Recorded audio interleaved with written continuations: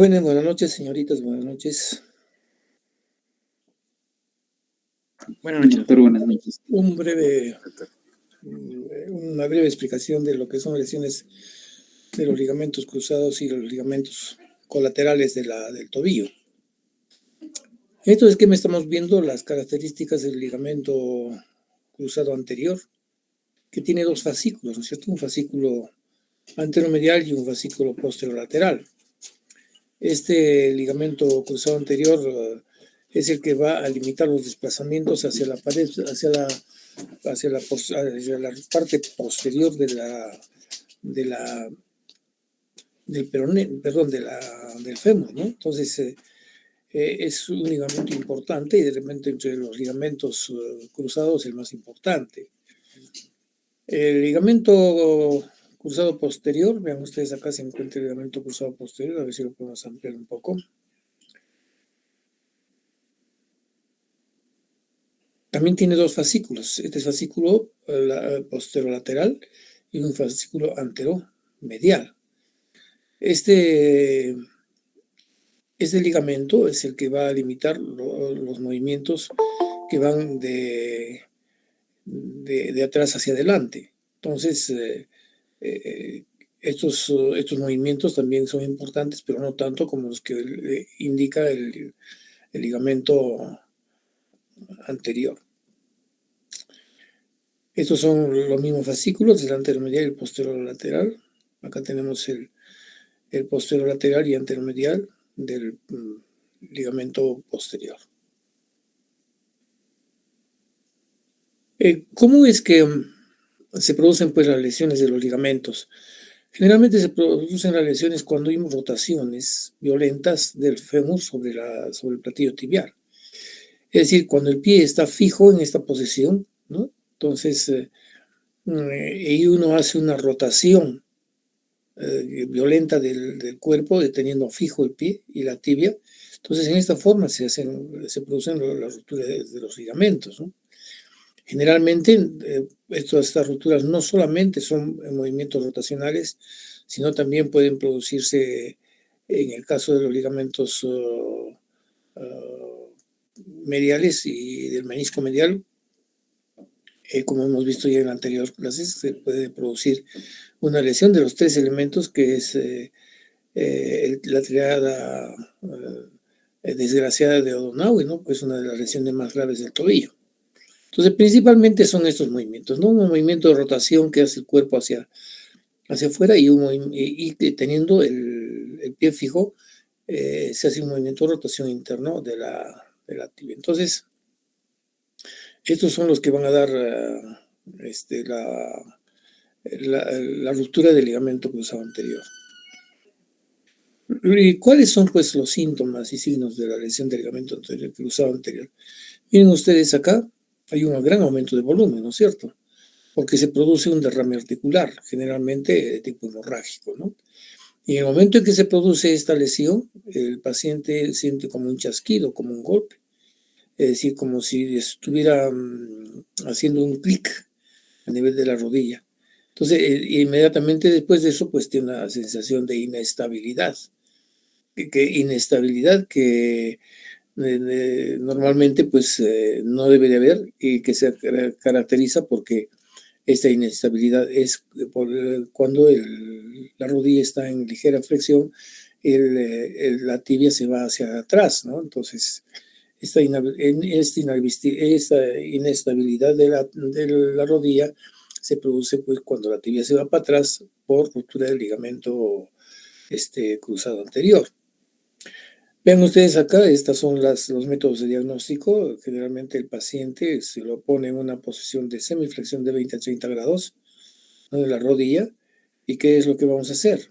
Vamos a fijar el fémur con la mano derecha y con la izquierda vamos a jalar hacia adelante, ¿no? Hacia atrás. O sea, hacemos este movimiento muy bien.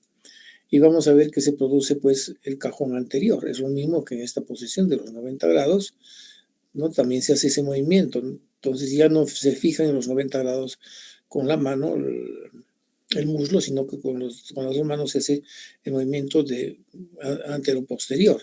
Entonces vamos a ver que este movimiento anterior-posterior hace que se produzca un cajón pues anterior, ¿no? Entonces la tibia sale hacia adelante y eso se denomina el cajón anterior. Luego tenemos las lesiones del ligamento cruzado anterior. ¿Cómo se produce? Ya hemos dicho, ¿no? Generalmente se producen en las prácticas deportivas, en aquellos deportes de pivotaje, sobre todo, miren ustedes, en el fútbol americano, en el básquet, en el esquí, en el rugby. En la etapa inicial pues se presenta dolor de este ligamento, pero y aumento del volumen de la articulación. Y esto va disminuyendo poco a poco, ¿no? Y posteriormente lo que se presenta es un fallo o inestabilidad de la articulación de la rodilla. Entonces el paciente no puede realizar movimientos de rotación durante las actividades diarias porque inmediatamente la rodilla se va hacia atrás. Los exámenes auxiliares para el diagnóstico de estos del ligamento cruzado anterior, ven ustedes, es la resonancia magnética y también la tomografía axial computarizada, pero es mucho más importante la resonancia magnética. ¿Por qué? Porque la resonancia magnética nos va a dar la calidad de los tejidos, sobre todo de los tejidos blandos, y cuando son cuando está dada la resonancia especial, que van a estar, miren ustedes, en color oscuro. Entonces acá vamos a ver este caso, por ejemplo, de que en esta parte se ha desprendido el ligamento cruzado, ¿no? Entonces, incluso se pueden notar en algunos casos cuando el ligamento cruzado se ha roto y ha producido una ruptura también por arrancamiento de la espina tibial anterior. Entonces, el mejor método para el diagnóstico de la lesión de los ligamentos cruzados es pues la resonancia magnética, que como ven ustedes en su diapositiva, pues tiene un 95% de sensibilidad y el 95% de especificidad. Entonces, esa es la forma en que nosotros podemos hacer el diagnóstico de las lesiones de los ligamentos cruzados. También se pueden hacer las radiografías, se pueden hacer radiografías haciendo estas maniobras, ¿no? El cajón anterior. Entonces, pero nos van a dar esta maniobra un desplazamiento de la tibia hacia la parte anterior, ¿no? Entonces, y es lógicamente que estos son métodos de diagnóstico que no son tan importantes como los que ya hemos dicho ahora, que es más importante la resonancia magnética. ¿Cuándo se debe realizar el tratamiento quirúrgico? Cuando hay signos de inestabilidad. No, antes no. Si no hay signos de inestabilidad, ¿para qué se va a hacer el tratamiento quirúrgico? Entonces, cuando hay signos de inestabilidad de la articulación, entonces, sobre todo en las actividades de esfuerzo, como son las prácticas deportivas, entonces se debe de realizar el tratamiento quirúrgico del ligamento cruzado anterior. Ahora, ¿cuál es el tratamiento más adecuado? Pues es el autoinjerto del tendón, ¿no? Con el tendón rotuliano, los isquiotibiales. Los aloinjertos sobre todo los aloinjertos, no son buenos porque generalmente pueden ser rechazados y los homoinjertos también.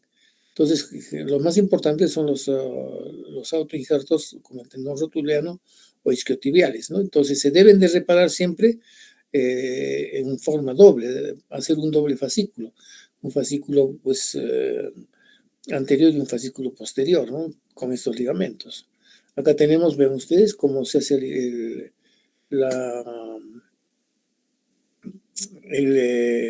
injerto del tendón. Miren ustedes, se ha retirado una porción del tendón rotuliano, se le introduce por un canal y se lo llega a introducir dentro de este labrado que se hace en el hueso con dos grampas metálicas o dos tornillos metálicos, ¿no? Acá vemos que se está haciendo el doble injerto, ¿no? Del ligamento del fascículo anterior y del fascículo posterior.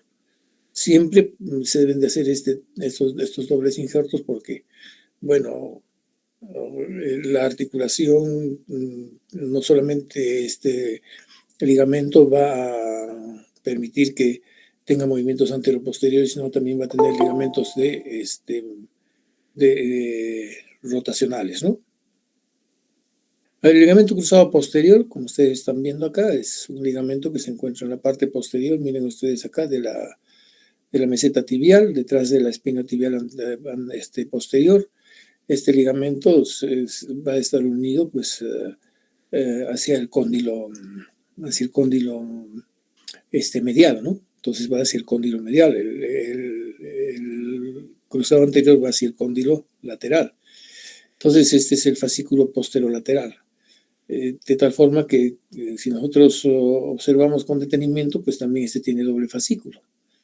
Este es el posterolateral y este verde de acá que está continuando hacia allá es el fascículo posteromedial. Entonces este ligamento pues también tiene doble fasciculación. ¿Cómo se diagnostica el ligamento cruzado posterior? Vean ustedes, también se hace la misma maniobra que el otro, ¿no? Entonces, ¿qué pasa? Miren ustedes, ya no tenemos el cajón anterior, sino se produce más bien el cajón posterior o el desplazamiento posterior del tendón, perdón, de la tibia. Se va hacia atrás la tibia, entonces estas son las maniobras que se hacen. Ven ustedes jalando en 90 grados, se apoya el pie en la mesa, se lo fija el pie puede ser sentándonos, uno se siente en la mesa y lo fija pues con la región de glútea, lo fija el pie y hace este movimiento, ¿no? Jala y empuja, entonces ya ahí vamos a ver esta manifestación. Como ven ustedes, se va hacia atrás, en cambio en el ligamento cruzado anterior se va hacia adelante. Entonces, cuando nosotros tenemos una ruptura del ligamento cruzado anterior, tenemos un cajón anterior. Y cuando tenemos una ruptura del ligamento cruzado posterior, tenemos un cajón posterior, ¿no? Entonces, esta es la prueba más importante, son las pruebas más importantes que nosotros tenemos en el diagnóstico clínico, es decir, en el diagnóstico, ¿no?, de las lesiones de estos ligamentos. Ahora tenemos la prueba activa del cuádriceps. Nosotros lo que hacemos es cuando el paciente está en posición de cúbito dorsal y con apoyo también en esta posición, al paciente le decimos que contraiga el cuádriceps. Y al contraer el cuádriceps, él no va a proyectarse hacia adelante la tibia, ¿no?, sino se va a quedar en su nivel o se va a ir siempre hacia atrás. Estas diapositivas son para residentes, entonces, por eso es que estamos limitando los conceptos, ¿no? ¿Cuál es el tratamiento? Igual que el otro, ¿no? También este es más conservador incluso, el ligamento cruzado posterior, ¿no? Porque no es tan activo como el ligamento cruzado anterior. Entonces, las lesiones solamente se deben hacer pues cuando el cuadrante posterior y el ligamento cruzado posterior pues van a tener lesiones en conjunto. Entonces, el cuadrante posterior es, por supuesto, la parte posterior de la meseta tibial, ¿no? Entonces, que ustedes sepan que las lesiones estas solamente se presentan, pues, se deben de operar cuando hay fallo articular, tanto las del ligamento cruzado anterior como las del ligamento cruzado posterior. Complicaciones, como se va hacia atrás la rodilla, entonces, ¿qué es lo que sucede? Perdón, como se va hacia atrás la tibia, pone tenso el tendón patelar, ¿no? Entonces, ¿qué pasa? Comienza pues, a doler a nivel de la región femoropatelar, porque lo tensa el ligamento rotuliano, ¿no? Entonces, el tendón rotuliano. Y además, pues, también se va a producir artrosis de la patela, o sea, de la rótula, porque la rótula, pues, comienza a contundirse a nivel de los cóndilos femorales, ¿no? Entonces, por eso es que se puede producir artrosis. Lesiones neurovasculares, lógicamente tenemos en la parte posterior la arteria y la arteria popltea y el nervio ciático, ¿no? Entonces, cuando se va hacia atrás, toda la meseta tibial puede lesionar este paquete neurovascular. Y entonces, generalmente, cuando hay lesiones que son más difíciles de resolver, pues, van a producir pues frecuentemente una inestabilidad postquirúrgica por este tendón. Entonces, en la pregunta que haríamos, ¿cuál es el tratamiento del ligamento de elección? Ese ligamento, pues, ya sabemos como en el otro, al igual que el ligamento cruzado anterior, ¿no? Que es el injerto de tendones autólogos, ¿no? Ahora vamos a ver la lesión del ligamento colateral medial. El ligamento colateral medial es que se encuentra en la parte interna de la rodilla. Este es el ligamento colateral medial que con este golpe, miren ustedes cómo se ha roto el ligamento o haya tenido un esguince el ligamento, ¿no? Generalmente ustedes saben que los ligamentos, cuando ya hemos visto esta parte en la parte de biomecánica, los ligamentos se presentan tres tipos de lesiones, esguince primero, segundo y tercer grado, ¿no? Primer grado es cuando se produce una discreta elongación del ligamento, pero no hay ruptura de sus fibras. La de segundo grado es cuando se produce una ruptura parcial del ligamento y la de tercer grado es cuando hay una ruptura total, ¿no? Entonces ven ustedes cómo se produce esta ruptura del ligamento colateral medial. Se produce por un traumatismo en la parte externa. Hacen pues que la rodilla se vaya en valgo, ¿no es cierto? La rodilla se va para adentro, se va en valgo. Entonces, al producirse este valgo, se tensa el ligamento y se rompe el ligamento, ¿no? Entonces, ¿qué es lo que vamos a encontrar nosotros cuando tengamos una ruptura de estos ligamentos? Lo que se encuentra en la ruptura de ligamentos, ¿no? Aumento de volumen, dolor de la rodilla, derrame articular y, lógicamente, dolor a la palpación de la zona del ligamento. Cuando nosotros hablamos de bostezo articular, es cuando nosotros ponemos la rodilla en ligera flexión, una flexión de más o menos 30 grados, y nosotros apoyamos nuestra mano la mano izquierda, tomamos el muslo con la mano izquierda, y con la derecha tomamos la región tibial o el tobillo, y hacemos una maniobra empujando con la mano izquierda el muslo y con la mano derecha jalando, ¿no? De la región tibial, y vamos a ver cómo acá se abre ese espacio porque se ha roto ese ligamento, y eso se denomina el bostezo articular, que es una apertura de la articulación, ¿no? Entonces, ¿qué métodos de diagnóstico más importantes tenemos? Bueno, tenemos los antecedentes traumáticos, las manifestaciones clínicas, en el examen clínico sobre todo el bostezo articular, y lo más importante es esto, la resonancia magnética, como siempre, va a originar, va a permitir ver la imagen del tendón pues roto, ¿no? Sin embargo, el examen clínico que les he dicho, al llevar la pierna hacia afuera presionando el muslo en su parte externa, entonces nos va a dar una manifestación del bostezo. Si hay un bostezo articular, pues se indica una ruptura ya del ligamento cruzado, perdón, del ligamento colateral medial. Ven ustedes, este es el bostezo. Con una mano se presiona el muslo y con la otra se lleva hacia afuera la pierna. Entonces en esta zona se va a producir un bostezo. Vean ustedes acá, esta es la maniobra, ¿no? Que la ponemos en un esquema y se va a producir, vean ustedes, de cero se produce un bostezo más o menos de 30 grados, ¿no? Una apertura de 30 grados. Esto es frecuente. Ahora nosotros tenemos, miren ustedes acá, el ligamento colateral normal. Esta es la lesión de primer grado del ligamento colateral. Como siempre hemos dicho, solamente es un ligero alargamiento del ligamento sin que haya ruptura de sus fascículos. En la lesión de segundo grado, miren ustedes, hay ruptura de los fascículos. Y en la lesión de tercer grado hay pues ya una ruptura completa. Entonces, ¿en qué grado de lesión del ligamento colateral medial se produce el signo del bostezo articular, es en la ruptura del tercer grado, cuando ya se ha roto el ligamento completamente, ¿no? Entonces, a esta maniobra pues, se llama la maniobra del bostezo en valgo. ¿Por qué? Porque estamos haciendo que el muslo vaya hacia adentro y nosotros llevamos la pierna hacia afuera. Entonces, es un bostezo en valgo, porque estamos haciendo que la rodilla se acerque hacia la otra rodilla, ¿no?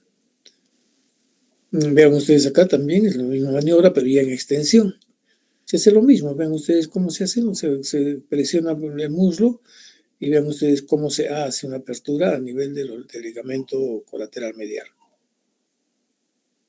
¿Qué lesiones concomitantes puede tener el ligamento colateral medial? Puede tener ruptura del menisco. ¿No? ¿Por qué? Porque ustedes saben que el ligamento colateral medial se adhiere al menisco, y hemos visto eso en la clase anterior, cómo el ligamento colateral medial se adhiere al menisco en toda su estructura, y además que el ligamento colateral medial pues se encuentra completamente adherido a la cápsula articular. Entonces, cuando se produce una ruptura del ligamento colateral medial puede haber un desprendimiento del menisco y lógicamente un desprendimiento del menisco desde sus inserciones que se encuentran alrededor de la meseta tibial. ¿Cuál es el tratamiento para estas lesiones? Acá tienen ustedes, son los injertos autólogos, ¿no? Se hacen injertos autólogos siempre en dos fascículos, ¿no? Un fascículo anterior y un fascículo posterior. Esta lesión del ligamento, pues, puede fallar también este tipo de injertos, ¿no? Entonces, por eso es que ese tipo de lesiones de los ligamentos colaterales son muy graves. Son lesiones que imposibilitan generalmente las actividades deportivas. Eso es lo que pasa con nuestros jugadores, ¿no? Tenemos 2 jugadores que están lesionados de la rodilla. ¿Por qué? Porque han roto estos ligamentos colaterales. Uno de ellos, Guerrero, que es el que se está rehabilitando, es más formal en su rehabilitación. En cambio, nuestro amigo de la Alianza Lima no se está rehabilitando porque él es una persona muy informal, ¿no? No hace reposo, no hace rehabilitación, no fortalece los músculos, el músculo cuádriceps. Entonces, ¿a qué va a llegar esta complicación? Pues a lesiones proximales, a rigideces, lesiones distales, lasitudes residuales, en fin.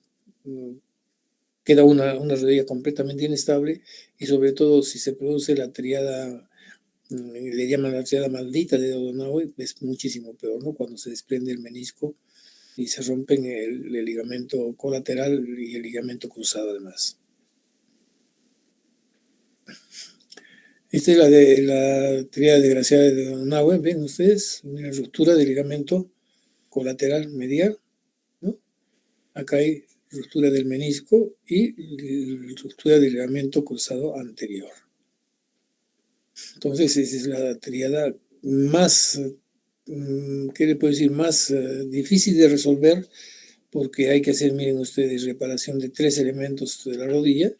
Y si con una sola reparación tenemos problemas, imagínense cómo es con 3, ¿no? Elementos, además de la cápsula articular y del ligamento cruzado anterior, pues también el menisco, ¿no? Entonces, esto es muy grave. Esto es lo que ha tenido Guerrero, ¿no? Pero sin embargo se está recuperando. ¿En cuánto tiempo? Ya prácticamente le están diciendo a Guerrero pues, que se tiene que retirar del fútbol, ¿no? Este síndrome de Peregrini-Estieda no es más que la calcificación. Ven ustedes cómo en las lesiones de los ligamentos colaterales mediales se pueden producir calcificaciones ¿no? del ligamento y esto pues da dolor. Esa calcificación da dolor, limitación al movimiento del rango articular, de los movimientos articulares. Entonces miren ustedes, la de tipo 1 es una pequeña, ¿no? Que se encuentra a nivel de la región de la inserción del ligamento colateral medial. La de tipo 2 es en la porción media.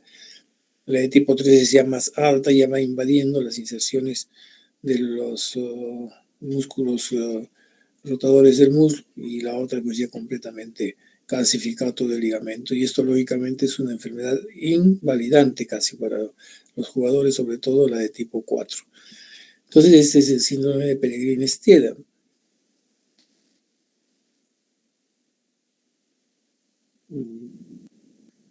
Ahora vamos a ver las lesiones del ligamento colateral externo, llamado también ligamento colateral lateral. Este es un ligamento que, como ustedes saben, es un ligamento libre que va desde la cabeza del peroneo hasta el cóndilo femoral, ¿no? Entonces, generalmente también, igual que el otro, se produce pues, por lesiones de contacto, y lógicamente va a producirse desde un estiramiento hasta un desgarro. Ya saben ustedes cuál es la clasificación del grado 1 leve, 2 moderada, 3 y el desgarro completo, ¿no? Signos, dolor en la zona pues, del ligamento, al apoyar el pie, a mover la rodilla, pues, lógicamente, tiene que también el otro ligamento en el colateral interno se presentan estos signos. Hemos visto que hay inflamación articular, ¿no? De la rodilla y derrame articular, pero en menor intensidad que el ligamento colateral medial. La diferencia entre la inflamación de la rodilla en la ruptura del ligamento colateral medial con el ligamento colateral lateral es de que en el ligamento colateral medial puede haber una hemartrosis en la rodilla. ¿Por qué? Porque sabemos que estos ligamentos, si bien es cierto, no están cubiertos tanto los cruzados como los ligamentos colaterales mediales, no son intraarticulares, solamente tienen una relación por su adherencia a la cápsula articular, pero no ellos, no, estos ligamentos, el ligamento colateral medial y los cruzados, están son intraarticulares, pero no son intracapsulares. Cuidado con esa pregunta. Son intraarticulares, pero no son intracapsulares. La cápsula, la serosa capsular les hace una cubierta externa y los aísla de la sinovial, ¿no? Entonces no están dentro de la articulación, pero están cubiertos por la sinovial.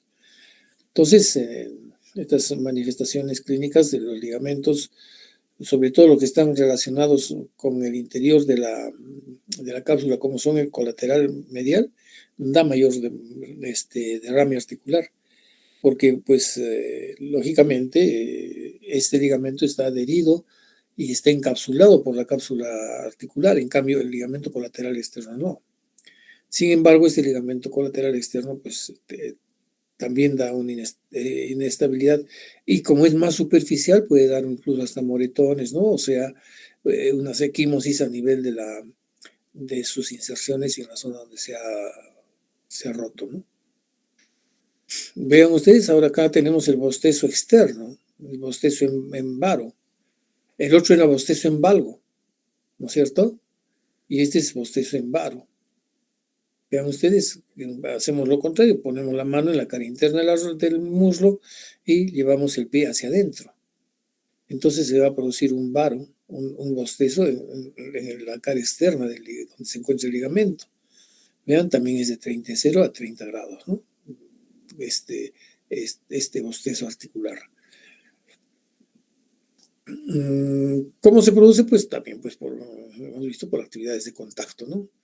Vean ustedes, acá está la ruptura del ligamento colateral externo, que no tiene relación con la articulación. En cambio, el colateral medial o interno tiene relaciones con la articulación porque está cubierto por la sinovial y está adherido además al menisco interno.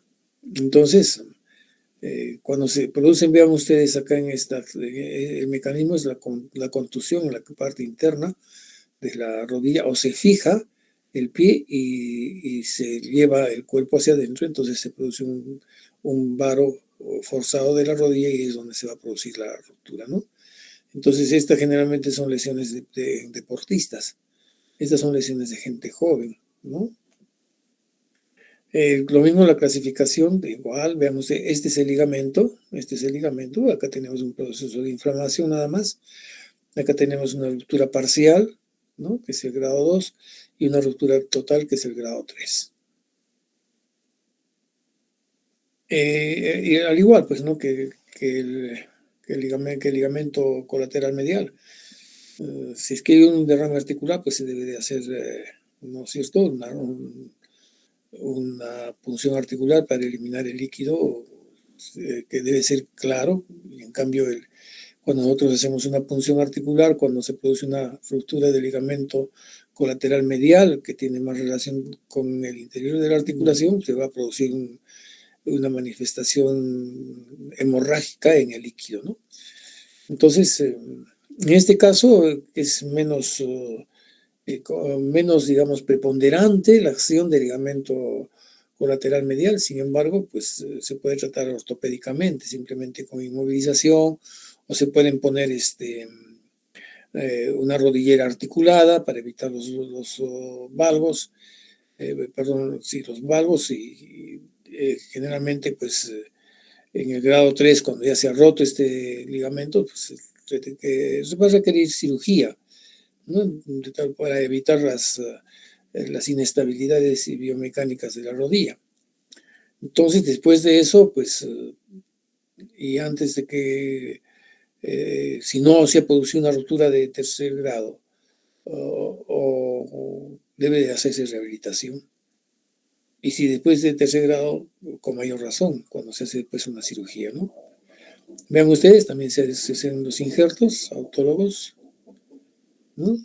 Se reparan los fascículos posterior y el fascículo anterior, ¿no? Entonces, esto va a dar mayor estabilidad, pero sin embargo, cualquier lesión de los ligamentos siempre lleva a una cierta inestabilidad. ¿Por qué? Porque hay una atrofia muscular del cuádriceps. Ya que hay una inmovilización de la rodilla, hay una atrofia del cuádriceps y todos los músculos, ¿no? Del tríceps y del cuádriceps, y lógicamente que esto va a llevar, pues, a una rehabilitación muy prolongada. Y también se producen, lógicamente, rigideces de los ligamentos cruzados y del mismo tendón rotuliano, ¿no?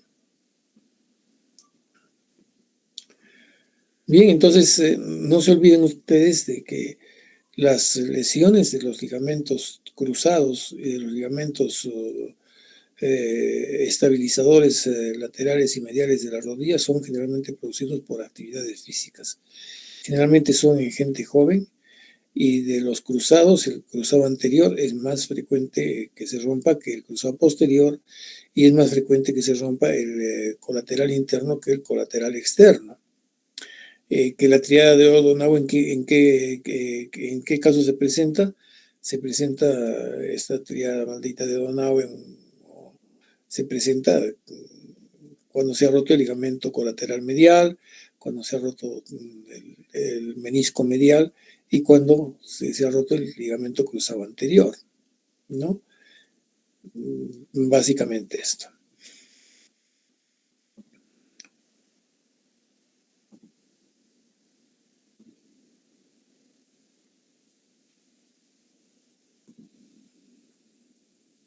¿Alguna pregunta sobre esta parte de los ligamentos cruzados y de ligamentos colaterales?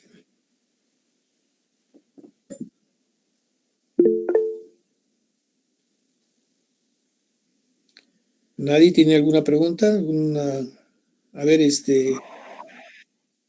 ¿quién quiere participar? Doctor, buenas noches. ¿Cómo se apellida, señorita? Merma Crote, doctor. Doctor, una consulta. Merma Acrota, ¿no? Sí. Ya, su segunda participación, está bien. Doctor, en el caso de los injertos que había dicho que en la plastilla, o sea, que era el tratamiento recomendado, ¿no? Y, doctor, ¿habría alguna complicación en su uso, doctor? ¿A largo plazo o en el mismo momento? Si es autólogo, no. Los autólogos pueden utilizarse los ligamentos semitendinoso, y pueden utilizarse también el ligamento, el tendón rotuliano, una porción del tendón rotuliano. Entonces no es tanta la complicación. Cuando son heterólogos, o sea, son de otras personas, los ligamentos, porque hay injertos de tendones que se retiran en otros que son donados por otra persona, sí, se retiran y esos se conservan y se utilizan. En eso sí hay complicaciones de rechazo. Y los otros, generalmente los autólogos pues tienen mayor elasticidad, ¿no? Entonces, es el rechazo generalmente. Después las rigidez articulares, pues por la rehabilitación. En el momento de la rehabilitación, si no se hace una rehabilitación adecuada, se pueden romper estos injertos. Entonces, esas serían las complicaciones principalmente. Doctor, buenas noches. ¿Quién está participando? Doctor, buenas noches. Juan José Bejar Velázquez. Tenía una consulta, doctor. Dígame, Juan José. Sí, doctor. Bueno, yo he sufrido la ruptura no sé, una ruptura, ¿no? Una lesión del ligamento cruzado cuando era niño. Y bueno, nunca ¿Qué lo edad han hecho tenía? tratar. Tenía aproximadamente 10 años, doctor. A 10 años, ya. Sí, doctor. Y sí, doctor. Lo que pasa es que, bueno, no le he tomado mucha importancia, ¿no? Y según lo que usted le explicó ¿no? En la clase, pude ver que esta fue mi lesión que tuve. Y doctor, mi consulta era, bueno, lo que yo me he dado cuenta, doctor, es que si es que no hago ejercicio constante, este ligamento me empieza a doler, doctor, y tengo dificultades al momento de caminar o de hacer alguna actividad. Y solo se me alivia, doctor, si es que hago ejercicio. Y bueno, como usted lo dijo, ¿no? Ahí también me di cuenta que es fortalecer también lo que es el cuádriceps. Y doctor, mi consulta era, ¿qué otro tipo de método podría utilizar o podría someterme a cirugía para no estar haciendo tanto ejercicio constante? Porque es necesario que al menos que una vez a la semana, porque si no, no puedo caminar bien, doctor. Esa era mi consulta, doctor. La idea es, Juan José, que usted haga un fortalecimiento del músculo cuádriceps, ¿ah? Esa es la idea. Porque si usted no fortalece el músculo cuádriceps, por más que haga una cirugía que no es recomendable ya a su edad, porque esto es, ¿qué cosa le tendrían que hacer? Pues tendría que hacer un injerto. Habría que primero examinar y ver en qué condiciones está pues ¿cómo se llama el ligamento, ¿no? Porque si su ligamento está en buenas condiciones, solamente requeriría un cuádriceps, entonces, perdón, un injerto de autólogo, entonces eso es aceptable. Pero cuando se produce ruptura de niños, generalmente lo que se hace es la rehabilitación. Pero usted haga rehabilitación, haga deporte, poco a poco, por supuesto, no de golpe, ¿no? Entonces, esto le va a apoyar a su rehabilitación.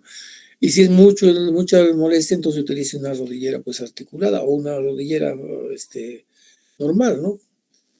Pero yo no recomendaría que se opere, a no ser que haya tenido una ruptura, que es bien difícil que en los niños se produzca una ruptura completa de los ligamentos. Generalmente se producen lesiones de las, digamos, de las mesetas tibiales, ¿no? O sea, se desprende una porción de la meseta.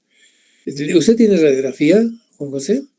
No me hice una radiografía, doctor, porque cuando era niño no tuve ninguna molestia, hasta estos últimos años, ¿no? Que, digamos, hacía ejercicio normal y normal podía caminar, correr, hacer todas mis actividades. Pero, digamos, una semana dejaba de hacer ejercicio y cuando caminaba sentía como una debilidad y mi pie se hacía como se dice, ¿no? El pie sambo, de ese tipo, o sea, la rodilla se me iba para la parte interna. Claro. ¿Sabe qué? Lo que necesita usted es, a ver, mídase el muslo derecho y el muslo izquierdo. Y va a ver usted que tiene una atrofia de los músculos del cuádriceps. Entonces tiene que rehabilitar los músculos del cuádriceps. O sea, y eso no se rehabilita pronto, no se rehabilita con ejercicio a la semana. Realmente esa rehabilitación se hace pues 6 o 8 meses, porque el cuádriceps no se desarrolla fácilmente. Y en el caso de suyo, pues con más, digamos, dificultad se rehabilitaría porque esta lesión ya viene desde niño, ¿no? Entonces es conveniente que usted haga ejercicio y siempre utilice su rodillera articulada.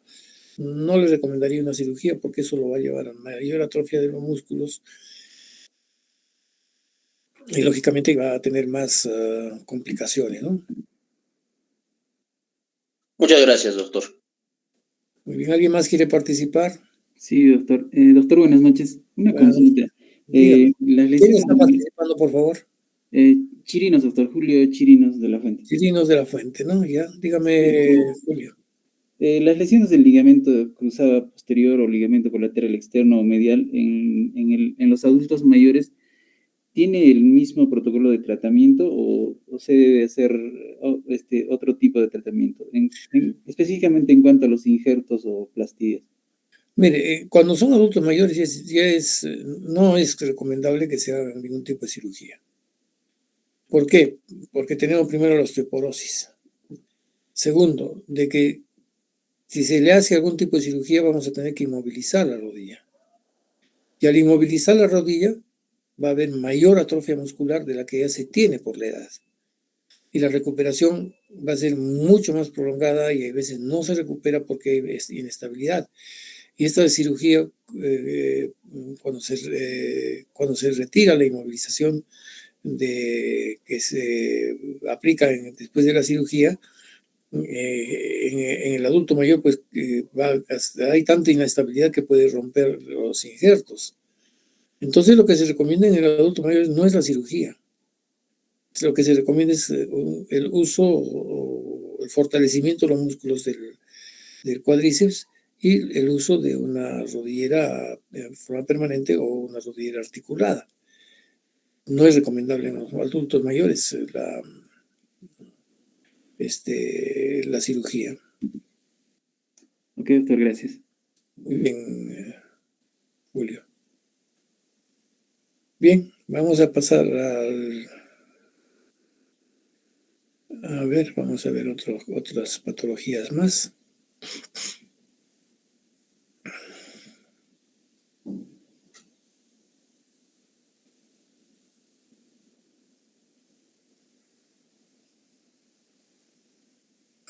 Muy bien. También esta parte de las lesiones diaficiales y activas y del peroné son lesiones comunes, ¿eh? No sé si ustedes ven la UFC, full contact, ven ustedes cómo se produce esta fractura. Y hay casos, miren ustedes, solamente en el momento en que se produce el contendor va a patear al otro, la tibia se contunde contra la pierna del contrincante y es donde se produce la fractura. O también se puede producir fractura en el momento en que se produce una torsión, ¿no? en rotación interna y en varo del pie. Entonces, estas son fracturas frecuentes en nuestro medio, ¿no? Y tiene pues sus características propias, como dice la diapositiva. Generalmente,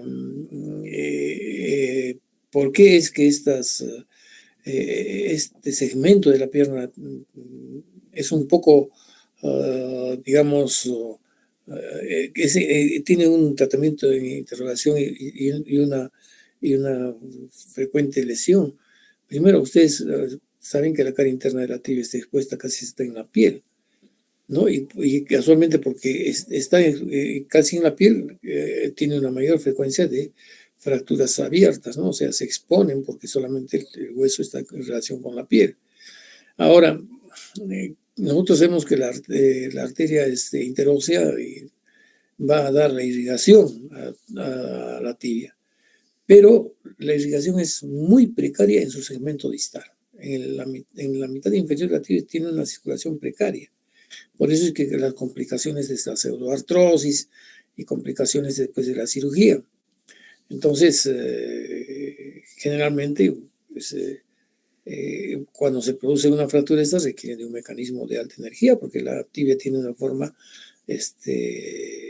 piramidal, ¿no? Triangular. Entonces requieren de una lesión de alta energía, y estas lesiones de alta energía repercuten ¿en qué? En la masa muscular. Y es por eso que es frecuente que un traumatismo de la pierna con fractura de tibia y peroné se puedan producir los síndromes compartimentales. Entonces, esta es una de las particularidades propias de este segmento. Entonces, por eso es que es necesario que ustedes, cuando tengan un paciente con una fractura de tibia, tengan que hacerle pues una evaluación neurovascular distal para ver si no está evolucionando con un síndrome compartimental, y sobre todo no hacer inmovilizaciones rígidas, esas inmovilizaciones temporales paso traslado. Tendrán que hacerle inmovilizaciones blandas, pues con una férula de yeso o una férula de cartón, pero no ponerle un yeso completo, porque esto pues va a hacer que el paciente tenga mayor probabilidad de hacer un síndrome compartimental. Entonces, estas características de la tibia son importantes, porque gracias a estas características, desgraciadamente, pues va a tener lesiones. Vean ustedes, el mecanismo generalmente se produce por traumatismos directos. Vean que hay una fractura, ¿no? En fútbol, en los esquiadores, acá también tenemos en los que hacen full contact, en los accidentes de tránsito, en los que manejan motos. Entonces generalmente son lesiones, mecanismos de alta energía, porque son, como les digo, son dos huesos, y además la tibia es un hueso que tiene forma piramidal, tiene 3 caras, ¿no? La evaluación es fácil, muy sencilla, pues es una radiografía simple de pierna, una anteroposterior y una lateral. Entonces, pero para cuando nosotros tomamos una radiografía de la tibia, pues tomémoslas desde la rodilla hasta el tobillo, porque como son lesiones que se producen por alta energía, pueden haber lesiones también asociadas a estas articulaciones, ¿no? Y lógicamente debemos nosotros descartar lesiones del tobillo y también descartar lesiones de la rodilla. El examen neurovascular, ya les he dicho, es importante porque lógicamente se van a producir traumatismos que van a repercutir en las partes blandas, o sea, en los músculos, y pueden producirse ¿cómo se llama síndromes compartimentales. Y hacer un buen examen neurovascular, pues vamos a permitir evitar estas complicaciones, ¿no? De las que se producen en este tipo de fracturas. Las lesiones vasculares, pues lógicamente hemos dicho de que pues, la interósea o la tibial anterior pueden generalmente producir desgarros, y entonces estas lesiones pues van a originar una disminución de la circulación distal. Y lógicamente esto hay que ver, que es lo más importante en esta evaluación, es la prevención del síndrome compartimental, que es la peor complicación que pudiera tener un paciente que tiene una de estas fracturas. Los síntomas ahí tienen ustedes, es el dolor, la deformación, la dificultad para la bipedestación, ¿no? Entonces, ven ustedes este paciente que va a poderse parar, pues está con un dolor intenso, y ven ustedes hay una deformación a nivel de la zona de fractura, ¿no? Y los signos son la pérdida del eje. Vean ustedes que este es el eje de la tibia, se ha perdido el eje de la tibia, hay un aumento de volumen, pueden haber equimosis flictenas incluso, y disminución de la sensibilidad y la circulación distal por compromiso compartimental. En este tipo de fracturas de la pierna, sobre todo cuando son fracturas distales, generalmente se pueden producir edemas de la piel, y esos edemas de la piel van a repercutir en formación de flectenas, ¿no? Incluso de necrosis de la piel. Pues hay que tener mucho cuidado en estos pacientes, sobre todo en el tratamiento inicial. Pueden haber fracturas cerradas. Vean ustedes una fractura cerrada y también fracturas abiertas, ¿no? De diferentes tipos. Ya nosotros sabemos ya hemos visto la clasificación de Agustilo de las fracturas abiertas, ¿no? De primer grado, segundo y tercer grado A, B, C. Entonces eso ya no tenemos que repetirlo, ustedes ya lo saben. Vean ustedes, pues como todo hueso largo, tiene fracturas ¿de qué tipo? Transversas, tiene oblicuas cortas, oblicuas largas, espiroideas, tienen segmentarias y también tienen fracturas polifragmentarias. Ya las hemos descrito, ustedes la conocen y ya conocen también los mecanismos. El tratamiento aún hoy en día todavía hay controversias respecto al tratamiento, ¿no? ¿Por qué es esta controversia? Porque algunos dicen que hay que operar, que hay que poner un yeso, otros indican de que hay que operarse con placas, otros que dicen que hay que operarse con clavos intramedulares, otros con fijadores externos, en fin. Esto está en relación a la edad. En los niños, ¿no? En los niños y en los jóvenes, es decir, hasta los 15 años, se pueden hacer reducciones ortopédicas y aplicar un aparato de yeso. ¿Por qué? Para evitar qué cosa, las infecciones, porque a veces hay complicaciones quirúrgicas que son pues las infecciones. Entonces, para evitar esto y las necrosis de piel, se les puede colocar tranquilamente hasta los púberes, se les puede colocar un aparato de yeso corrigiendo el eje, aunque haya un cabalgamiento de discreto cabalgamiento de la tibia. Eso no es importante porque si nosotros devolvemos la longitud, hay un ligero cabalgamiento, pues todavía va a haber un crecimiento porque en estas edades todavía tienen el núcleo de crecimiento, ¿no es cierto? En los ancianos y en las personas pues mayores y deportistas tendrá que ser un tratamiento quirúrgico. Ahora se dice, ¿qué tratamiento quirúrgico se debe hacer? Pues, pueden utilizarse las placas, los tornillos, de acuerdo a lo que, al tipo de actividad que se realiza. Por ejemplo, en los deportistas, pues utilizaremos clavos intramedulares con bloqueo, doble bloqueo. En las personas mayores de 40 que no hacen, o otras personas que no hacen actividades deportivas, pues se pueden utilizar las placas osteocintes, ¿no? Ahora, depende también cómo estén las partes blandas. Si hay lesiones de partes blandas, no podemos utilizar placas, utilizaremos fijadores externos, ¿no? Si hay enfermedades concomitantes, por ejemplo, las artritis reumatoideas o las artrosis, pues también esto nos va a limitar el uso de aparatos ortéticos o tendremos pues que utilizar placas y tornillos o clavos intramedulares, pero el problema es que estos pacientes con enfermedades concomitantes tienen medicamentos que disminuyen la capacidad de la consolidación. A ver, el estado del paciente, si es un paciente con shock neurogénico o con shock vascular, este paciente pues va a tener que... ¡Ay, Dios! Perdón un ratito. Este paciente pues, se le hará una evaluación primero y después pues lógicamente se tendrá que, de acuerdo a esta evaluación, ver si se le hace un fijador externo, se le pone una férula, una tracción, mientras se recupera de las otras lesiones, ¿no? Ahora, por ejemplo, en pacientes que tienen lesiones neurológicas donde hay, digamos, una paraplegia, por decir. Entonces, en estos pacientes, ¿qué cosa se le puede hacer? Tendría que hacerse pues una osteosíntesis más sencilla, ¿no? La inestabilidad de los fragmentos también, pues si hay inestabilidad de los fragmentos, tendremos nosotros que estos fragmentos estabilizarlos por medios de compresión, como son los tornillos de compresión, ¿no? O de repente ponerle también un clavo intramedular y utilizar, pues, digamos, otros medios de estabilización de esos fragmentos. Y la experiencia quirúrgica, que es importante, ¿no? Si nosotros tenemos una experiencia quirúrgica adecuada, aplicaremos el mejor método digamos, quirúrgico para estos pacientes. Eso depende mucho también de la ética, ¿no?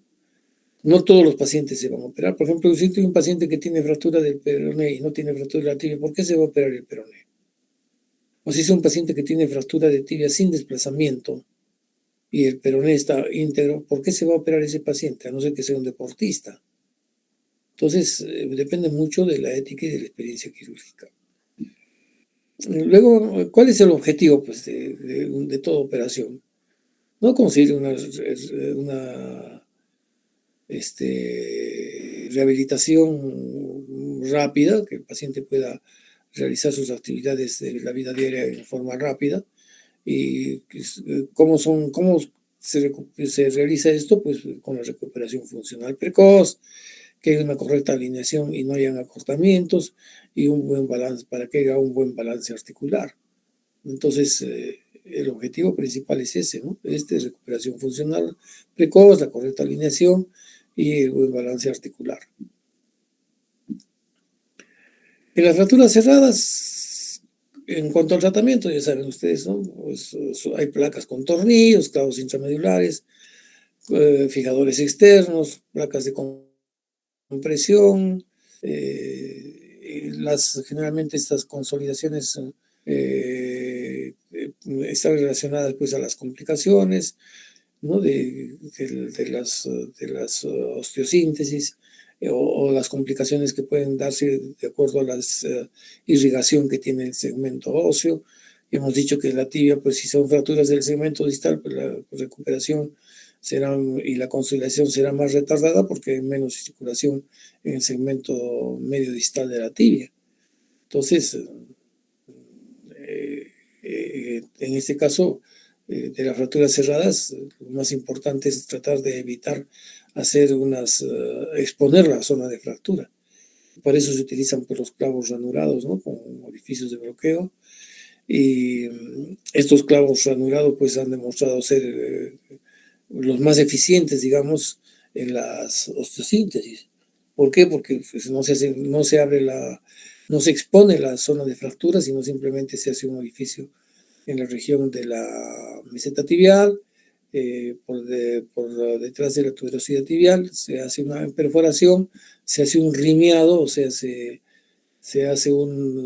amplía con un aparato especial, con un rímel, y se coloca el clavo. Y este clavo pues tiene sus tornillos que van a hacer que sean estables estas fracturas, ¿no? Acá tenemos, por ejemplo, miren ustedes, acá la placa y tornillos. Esto puede utilizarse en personas en que no hacen actividades deportivas, en las personas que pueden tener cortas complicaciones, menos en los que tienen pues fracturas abiertas. Estos clavos de Ender, que son clavos que también son flexibles y que vean ustedes cómo se van pegando a la pared, ¿no? Y van fijando la fractura. Y tenemos otros clavos, estos clavos que son los clavos intramedulares, que son clavos que tienen tornillos de bloqueo para evitar las rotaciones. Y finalmente tenemos estos otros elementos que son pues, los fijadores externos cuando son fracturas polifragmentarias y que tienen además exposición ósea. El tratamiento ortopédico, ven ustedes, ¿no? Su aparatito de yeso, acá es una fractura de peroné, se le ha puesto su yesito y consolidado, ¿no? El peroné.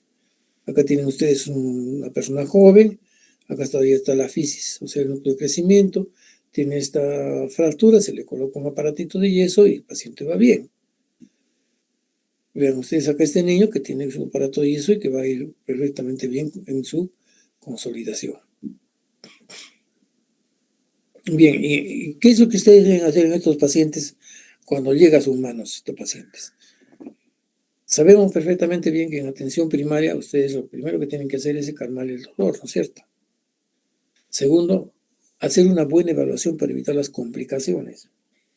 O sea, evaluar si el paciente tiene circulación distal, si tiene sensibilidad distal. Eso es en todas las patologías. Luego, si hay un aumento de volumen, pues utilizar férulas para inmovilizar, para que los fragmentos óseos al moverse no hagan más lesiones. Entonces, una férula de yeso posterior, ¿no? Que vaya desde el muslo hasta la raíz de los dedos, con la rodilla en semiflexión y el tobillo en posición neutra. Entonces, y con su venda elástica sin apretar, o venda de tela mejor. Entonces, esto va a evitar que haya movimientos y van a poder ustedes controlar la circulación distal, sobre todo la sensibilidad. Luego, el miembro siempre debe estar pues elevado. Cuando ven un paciente así que viene con una fractura de esas, colóquenle su bolsa de agua fría o de hielo para que disminuya el proceso inflamatorio, para evitar el síndrome compartimental. Colocar sus analgésicos, sus antiinflamatorios, tomar una radiografía si es que es posible, si no hacerle una férula, porque clínicamente se puede uno dar cuenta que tiene una fractura de la pierna, ¿no? Por la pérdida del eje, el aumento de volumen, el dolor, el crépito. y después derivarlo en buenas condiciones, pero con una buena historia clínica. Ya les he dicho y les recalco, no se olviden de hacer un diagnóstico o una evaluación neurovascular en todas las lesiones, ¿no? Y ver, y ahora si son fracturas abiertas, pues ya saben ustedes qué es lo que tienen que hacer.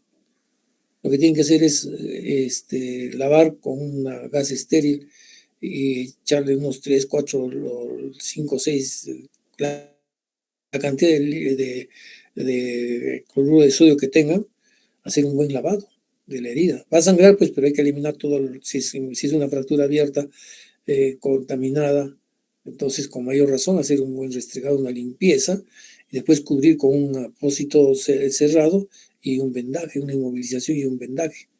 Eso es lo más importante en las fracturas abiertas, no es tanto el antibiótico, sino como el tratamiento que se le hace en atención primaria, que es el lavado, ¿no? de la fractura, ¿no? Y tratar de no eliminar fragmentos óseos, sobre todo lavarlo con cuidado, no es cuestión de agarrar y pasar como si estuvieran lavando, pues, ¿qué cosa les digo? Como si estuvieran restregando un blue jean, no. Es con suavidad, se lava, se elimina todos los detritos, porque hay pequeños fragmentos óseos que están adheridos todavía a tejidos blandos, y lógicamente que habrá que dejar esos tejidos, esos fragmentos óseos, porque todavía son viables para mejorar la estabilización en la posterior. Entonces, por eso es que hay que hacer con mucho cuidado el lavado. Y, lógicamente, pues hacerle una inmovilización y controlar y hacer una buena historia clínica. Y la historia clínica siempre con copia, una copia que quede para ustedes y la otra copia que se vaya junto con el paciente, y que la copia pues venga firmada por el médico que recibe, ¿no? Te indican ustedes que no tienen pues signos de lesiones vasculares, o que ya presenta signos de lesiones vasculares, o que se presenta ya un síndrome compartimental de primer grado, ¿no? Entonces todo esto, que tiene flictenas, que tiene fracturas abiertas, ¿no? Que tiene qué tipo de fractura abierta de primero, segundo, tercer grado. Todo esto ustedes tienen que poner y hacer bien claro el tratamiento que están haciendo.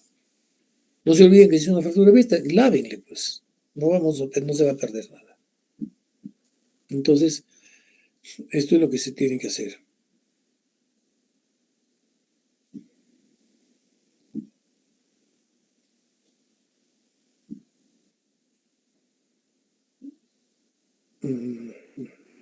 Ay, disculpa, se me ha malogrado el mouse. Entonces, no se olviden de esto, ¿ya?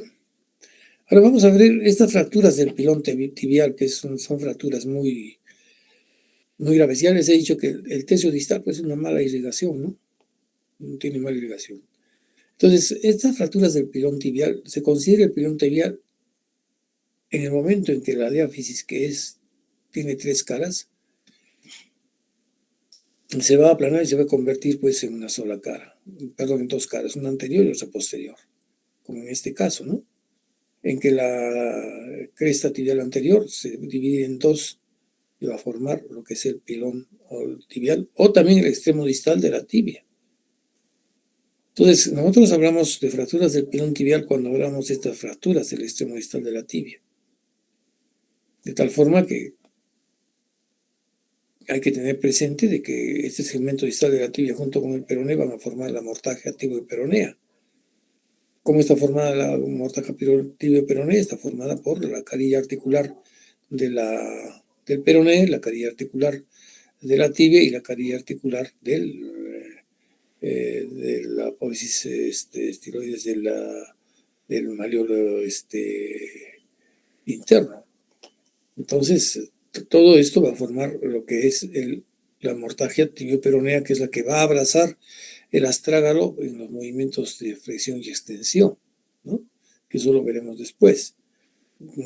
Ahora hay que tener presente que en estos segmentos, pues, tenemos elementos importantes, ¿no? Tenemos los nervios peroneos, tenemos la arteria tibial anterior, la tibial posterior, tenemos la arteria peronea, el nervio peroneo anterior, el peroneo posterior, el tibial anterior. Entonces estos nervios pueden lesionarse en esta fractura. Por eso que cuando ustedes vean una fractura de este tipo, haga una buena evaluación neurovascular. Es importantísimo, ¿no?, que haga una buena evaluación neurovascular. Ahora miren ustedes las características clínicas. Pues un paciente que viene con un gran edema, que vienen con lesiones cutáneas, pues, que pueden ser desde escoriaciones, hematomas, flictenas. Vean ustedes cómo está completamente aumentado el volumen. Lógicamente que esta zona es la zona metafisiaria distal, ¿no?, de la tibia y del peroné, las cuales son comprometidas, ¿no? Entonces, cuando la lesión es muy amplia, pues lógicamente que va a comprometer también, ¿qué cosa? Va a comprometer las articulaciones, sobre todo la articulación la articulación del extremo distal de la tibia, ¿no? Se va a comprometer esta zona del pilón tibial. Entonces, eso hay que tener presente, que son fracturas que pueden producirse desde fracturas transversales, a fracturas en Y, a fracturas por hundimiento, como parecidas a la de los platillos tibiales, ¿no? Entonces, ¿qué es lo que sucede en esta parte, en este segmento? Es un segmento casi desnudo, que no tiene músculo, solamente tiene tendones y tiene la piel. Entonces, cuando se produce una lesión de esta naturaleza, ven ustedes cómo la piel inmediatamente tiene tendencia a producir, pues, flictenas, aumento de volumen, incluso hasta producir, miren ustedes, manifestaciones necróticas, ¿no? Se presenta, miren ustedes, necrosis de la piel. Entonces, todo este grupo de manifestaciones clínicas que ustedes están viendo acá, entonces son las que nos van a llevar a complicaciones durante la cirugía. Y nosotros no debemos hacer cirugía ni debemos hacer inmovilizaciones cerradas. ¿Por qué? Porque estas complicaciones perdón, van a ser las que nos van a llevar incluso hasta la amputación del miembro. Si ustedes ven acá, estos son los dedos, estos son espacios interdigitales, acá está el borde interno, el borde externo del pie, y esta es la zona de la fractura.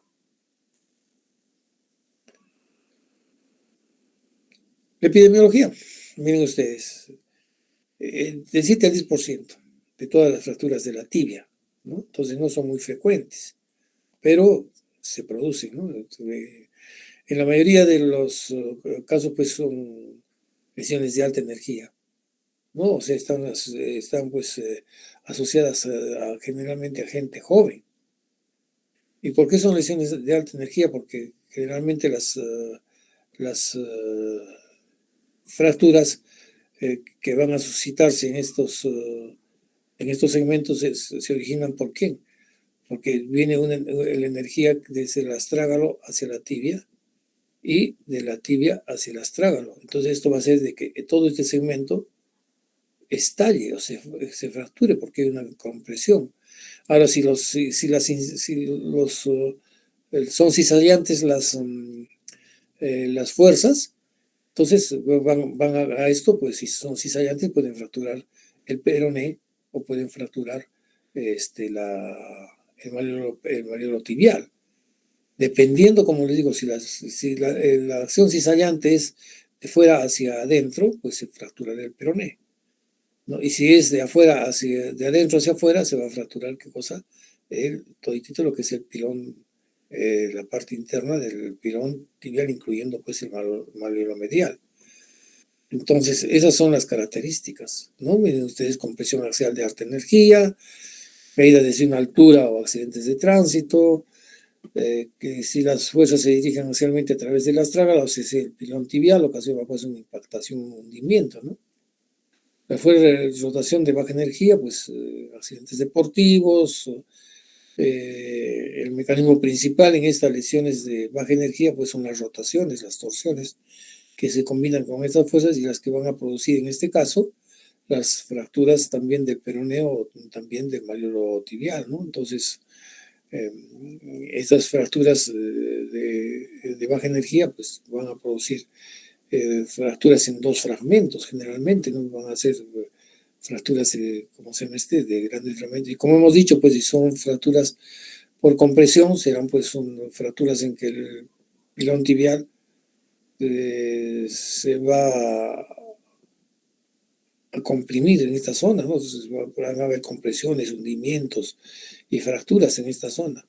Pero si son cisallantes, pues lógicamente que van a comprometer el peroné, ¿no? Van a comprometer el peroné, y si son cisallantes, dependiendo si son externas o internas. Entonces, pues, como son fracturas en alta energía, pueden estos complicar, ¿qué cosa? La rodilla. Y también pueden complicar los huesos del pie, o sea, la primera hilera de los huesos del tarso, como son sobre todo el astrágalo y el calcáneo. Porque cuando un paciente cae de una altura, lo primero que va a apoyar es el calcáneo. Después de la fuerza del calcáneo se transmitirá hacia el astrágalo y del astrágalo se va a transmitir acá a la meseta tibial. Entonces, pues se puede fracturar el calcáneo, se puede fracturar el astrágalo y también fracturarse la meseta tibial. Entonces, por eso es que es necesario que en estos casos, como son fracturas de alta energía, se haga una evaluación de todos estos segmentos, incluyendo también de los platillos tibiales, ¿no es cierto? Entonces, hay que tener presente esto y hacer una buena evaluación incluso de la pelvis y de la columna vertebral, porque ustedes saben que cuando uno cae de altura, generalmente flexiona el cuerpo hacia adelante y puede producir fracturas de las vértebras lumbares por la flexión, ¿no? La evaluación clínica, como en todo caso, ¿no? Es una evaluación traumatológica completa, se debe hacer. Generalmente cuando nosotros vemos el paciente es incapaz de caminar, pues ¿qué va a caminar si está fracturado el tobillo, ¿no? Entonces hay que ver cómo está el tobillo, qué grado de edema tiene, si es un edema flextenular o si es un edema simple, si es una deformación o si hay necrosis de piel o si hay heridas también, ¿no? Porque en esta zona también se producen fracturas abiertas. Entonces, como les he dicho, esta zona es una zona de tránsito de vasos y nervios que van hacia el pie. Entonces, este mismo edema puede producir pues una compresión vasculonerviosa y originar alteraciones a nivel de la sensibilidad y de la circulación distal. Entonces hay que tener presente esto. Entonces estas inflamaciones pues son en todo el tobillo, alrededor de todo el tobillo, como ustedes han visto.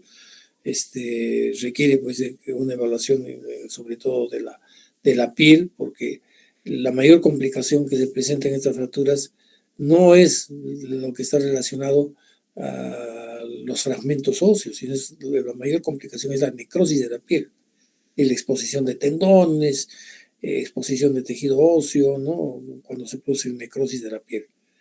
Entonces, estas lesiones de partes blandas nos van a dar pues a pésima cicatrización, ¿no? Y lógicamente que lo que hay que hacer es evitar hacer una cirugía o evitar hacer cualquier procedimiento en estos pacientes durante por lo menos 2 horas, incluso esperar hasta 3 semanas cuando ha bajado todo el proceso inflamatorio, ¿no?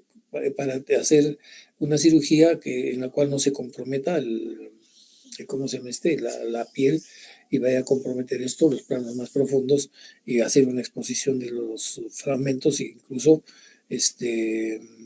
producir pues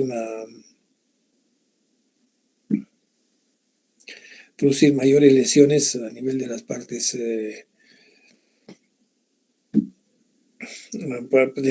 blandas, ¿no? Y hacer exposiciones. Luego tenemos la clasificación, pues la clasificación, la más utilizada es la clasificación AO, que es esta, la clasificación AO, ¿no? Estamos viendo cómo en esta clasificación está relacionándose las fracturas en las que son extraarticulares, las que son intraarticulares y las que son ya pues combinadas, ¿no? Entonces se comprometen más la articulación. Entonces, acá vemos pues las extraarticulares, que son a nivel de la porción metafisiaria sin compromiso articular, los trazos simples, los tercer fragmento y las polifragmentarias. Las de tipo B ya pues serán con un fragmento en cuña, puede ser interno o externo, que compromete la sindesmosis tibioperonea, o que puede ser una fractura que se ha desplazado a uno de los lados del astrágalo, ¿no? Y las otras ya son polifragmentarias. Sin embargo, ustedes lo único que indicarán, pues, que en la clasificación son fracturas con compromiso articular y sin compromiso articular. El tratamiento se basa en diversos factores, ¿no? ¿En qué factores se basa el tratamiento? Vean ustedes acá. Se va a basar principalmente en la edad del paciente, en su estado funcional, en la gravedad de la lesión, si es ósea, cartilaginosa y de las partes blandas, en el grado de conminución, ¿no? La osteoporosis y la habilidad que tiene el cirujano. Principalmente en estos factores que están relacionados, lo más grave son los de la piel. La lesión de la piel nos va a complicar completamente todo tipo de cirugía o todo tipo de tratamiento. Por eso estos pacientes se los debe colocar en tracción. O se les debe, si es posible, se le debe de hacer, cuando haya mejorado ya notablemente la piel, lo primero que se tiene que hacer es operar el peroné y ponerle una osteosíntesis al peroné para devolver, digamos, la longitud del segmento de la tibia. O si no, colocar pues al paciente una férula de Brown con una tracción calcánea y esperar pues 2 o 3 semanas con el pie en alto para que este edema baje y la piel tenga las condiciones adecuadas para una cirugía. Ahora, no es lo mismo un paciente joven que un paciente pues, de edad avanzada, ¿no? Los pacientes de edad avanzada las complicaciones son mayores. Por las mismas condiciones que las características de la piel, por las características vasculares que generalmente están relacionadas con arteriosclerosis. Entonces, todo esto va a determinar pues, que haya mayores complicaciones en las personas mayores. Entonces, hay que tener más cuidado en las personas mayores de 40 o 45 años cuando te presentan estas lesiones, ¿no? Y, lógicamente, que cuando uno toma una radiografía y encuentra pues lesiones polifragmentarias o lesiones con hundimiento de la meseta tibial o lesiones que comprometen el peroné o que comprometen el malleolo tibial, pues estas lesiones serán mucho más complejas y el tratamiento se tendrá que ir planificando de acuerdo a estas características de las lesiones. Porque no es lo mismo que tener una fractura, digamos, con 2 fragmentos y hacer una osteosíntesis con una placa y poner 2 tornillos, que tener una fractura con varios fragmentos y con hundimiento donde hay que reparar este hundimiento y poner injerto óseo para que este hundimiento no sea mayor. Entonces está relacionado pues al grado de conminución y a la osteoporosis y la habilidad del cirujano. Hay que tener mucha habilidad para hacer este tipo de cirugía.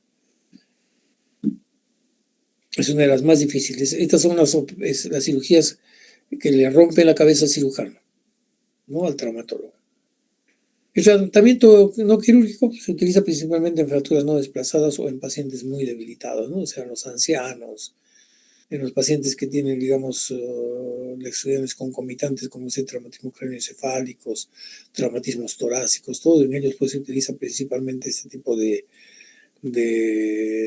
tratamientos no quirúrgicos. Es poco probable que, pues, lógicamente, en el momento que realicemos nosotros una manipulación de las fracturas desplazadas, pues se consigan que estos fragmentos intraarticulares se relacionen y tengamos una buena reducción.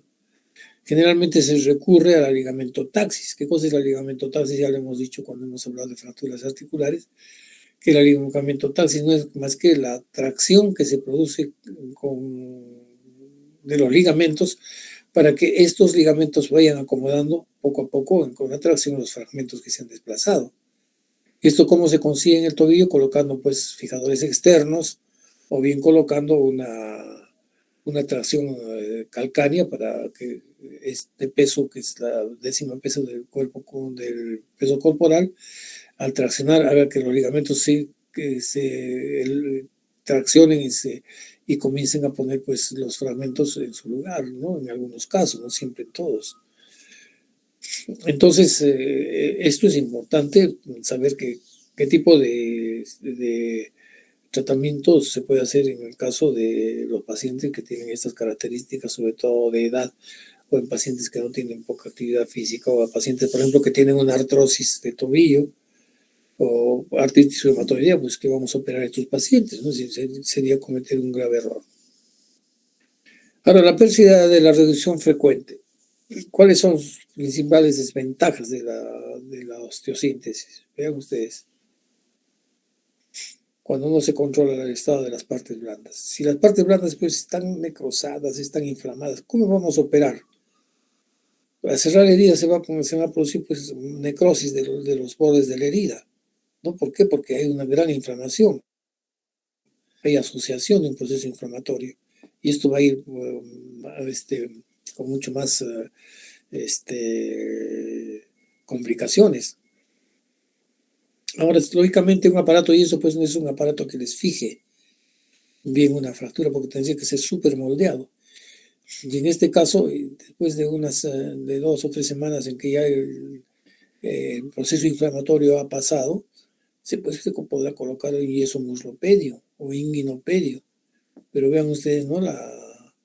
¿Qué les digo? La inmovilización va a producir rigidez articulares de la rodilla, va a producir atrofia muscular y lógicamente esto va a ser más complejo. Entonces, este yeso inguinopedio pues va a requerir por lo menos unas 6 semanas para después ver si el paciente se va a rehabilitar. Lógicamente, este paciente va a tener una rehabilitación prolongada y va a tener necesidad de hacerse ortesis incluso, que son pues férulas articuladas del tobillo que van a dar cierto rango de movimiento, ¿no? Se le gradúa para un movimiento de 5 centímetros, de 5 grados de angulación, de 10 grados de angulación, de 15 grados de angulación y se va yendo poco a poco, ¿no? Con esta rehabilitación. Entonces, estas son las ortesis que se pueden utilizar en estos casos. El tratamiento quirúrgico. Generalmente se deben realizar en aquellas en las que hay compromiso articular, ¿no? Y las conminutadas, sobre todo en las que hay compromiso, pues, también del peroné, ¿no? Entonces, el momento de la cirugía es cuando la piel está en buenas condiciones, que son a los 7 o 14 días después de que se ha producido la fractura, ¿no? Entonces, donde ya pues ha disminuido la inflamación alrededor del tobillo, se han resuelto las flictenas, las esfacelaciones, ¿no? Que se han producido en las partes, en la piel, y ya no hayan esas esfacelaciones y no estén una piel adecuada para hacer una incisión. Mientras no haya una piel adecuada para hacer una incisión, no se debe de operar el tobillo, ¿no? Es lo que ustedes deben de saber. Ahora, las lesiones de alta energía provisionalmente pueden tratarse pues con fijadores externos. Y lo que se debe de hacer en este caso, la restitución más rápida del peroné. Es decir, se debe del peroné llegar a hacerle una osteosíntesis, porque el peroné, si nosotros esperamos pues 3 semanas, ya cuando a 3 semanas el peroné ya va a estar consolidado. Entonces, a nosotros ponerle una placa de osteosíntesis al peroné y devolverle su longitud, hacemos que también se devuelva la longitud de la tibia y se reduzcan en cierta forma los fragmentos de la meseta tibial. Los objetivos, lógicamente, como siempre, ¿no? En toda fractura que es articular, pues que hay una conservación de longitud de estabilidad del peroné. Prácticamente el peroné es un tutor, es un relacionador del segmento distal de la tibia, ¿no? Entonces, fuera de eso, pues que las superficies articulares se restablezcan completamente para que haya una buena relación entre el astrágalo y la articulación y la superficie articular de la meseta tibial. Ahora, cuando hay hundimientos, hemos dicho pues que se deben poner injertos óseos. Y la estabilización de la fractura, pues, sobre todo, que tiene que ser adecuada mediante una osteosíntesis, digamos, para que la porción distal de la tibia quede completamente reducida en sus fragmentos y no queden, pues, digamos, fragmentos sueltos o queden, digamos, desniveles, sobre todo en la parte articular. Vean ustedes acá, ¿no? La reconstrucción del peroné primero. Se puede dejar de atender la tibia si se reconstruye el peroné. Entonces, ¿por qué? Porque al reconstruir el peroné se van a acomodar estos fragmentos. Luego se hace una reconstrucción de la meseta tibial, ven ustedes con clavos primero, después se ponen los tornillos, que son tornillos canulados, y en esta parte pues ven ustedes donde se ha perdido, hay un hundimiento y se ha perdido prácticamente el tejido trabecular, o sea, tejido óseo esponjoso, y al devolver este fragmento a su sitio va a quedar un hueco, entonces ese hueco se tiene que rellenar ¿con quién? Con fragmentos óseos que vienen de la cresta ilíaca. Por eso cuando nosotros operamos una fractura de este tipo, ya sean platillos tibiales o fracturas de la meseta tibial, entonces debemos tener siempre preparada la cresta ilíaca, porque de allá vamos a sacar esos fragmentos óseos que son los injertos y para restituir esos espacios que quedan cuando se reducen las fracturas que han sido impactadas y desplazadas. Vean ustedes, como acá, pues se colocó un tutor al peroné, se restituyó su longitud y miren ustedes cómo se ha reducido prácticamente en un 80-85% la meseta tibial. Si no tenemos pues tutor, ponemos un fijador externo, se pondrá un fijador externo.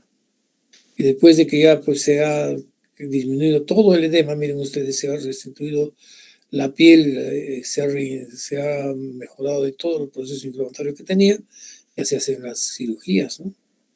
Poniéndole fijador, placas con tornillos, qué sé yo, tornillos de compresión, en fin, para poder restituir lo que es la superficie articular de la tibia. Bien. Entonces hemos concluido con la clase de día. ¿Tienen alguna pregunta? Doctor, buenas noches. Yo quería hacerle una pregunta, doctor. En relación de ¿cuáles podrían ser las secuelas postraumáticas de las fracturas de la tibia y del peroné? ¿Y cuánto más o menos es el tiempo de curación de este tipo de fracturas? Ya, mire, la curación es pues la prolongada, ¿no? Es decir, como hemos dicho ya, generalmente son fracturas que requieren para su consolidación de unos 4 a 6 meses, y posteriormente estas tienen un proceso de rehabilitación. La mayor complicación que se tiene pues son las artrosis del tobillo, ¿no? Porque al producirse, digamos, una fractura donde hay compromiso articular, entonces se va a producir pues la artrosis del tobillo. ¿Cuál es su apellido, por favor, señorita? Quispelipa, doctor. Gracias, doctor. Quispelipa Miriam, ¿no? Sí, doctor. La señorita Miriam. Entonces, esa sería la situación de estos pacientes, ¿no? Que es una recuperación prolongada. Y si no se hace una buena reducción de la superficie articular, va a producirse una artrosis, definitivamente. ¿Alguien más quiere participar? Yo, doctor. Buenas noches. Apellido, por favor. Laura Vilca, doctor. Laura Vilca. Ahorita yo sí. Doctor, Ok, doctor. En lo que nos ha explicado sobre... Hábleme en castellano, no me diga, ok. Dígame sí, doctor. Ya, doctor. En las fracturas de pilón tibial, en los indicadores de compromiso tisular, que son el edema, las abrasiones profundas, las contusiones y las flictenas, doctor, ¿por qué no es recomendable operar cuando hay flictenas? Ya. No sé, bueno, mire, no es recomendable operar, ¿por qué? Porque es una piel de mala calidad. Si nosotros, si ya en el momento que se ha producido la lesión, ya ha habido una agresión de la piel, o sea, la piel se ha lesionado y está produciéndose un proceso inflamatorio, al hacer una incisión quirúrgica le agregamos otro factor más de agresión a la piel. De todas formas, esa piel con la incisión quirúrgica y con la manipulación se va a edematizar más. Y cuando nosotros querramos cerrar la herida quirúrgica, no la vamos a poder suturar. Y si la vamos a suturar, va a ser a tensión. Y eso va a producir, pues, necrosis de la herida y se va a abrir la herida quirúrgica. Por eso es que no se debe realizar intervenciones quirúrgicas cuando hay procesos inflamatorios o flictenulares o necróticos de la piel que se encuentran a nivel del tobillo. ¿Alguien más quiere participar? Ya, doctor, muchas gracias. Ya, señorita Jocelyn. A ver. Nadie más, ¿no? Muy bien. Hemos concluido la clase de hoy día. Y las participaciones pues tienen calificación, ¿no es cierto? Yo les estoy calificando las participaciones. Juan José, participa más porque estás con un examen pésimo, ¿eh? Muy bien. Nos retiramos de la plataforma. Que tengan buenas noches.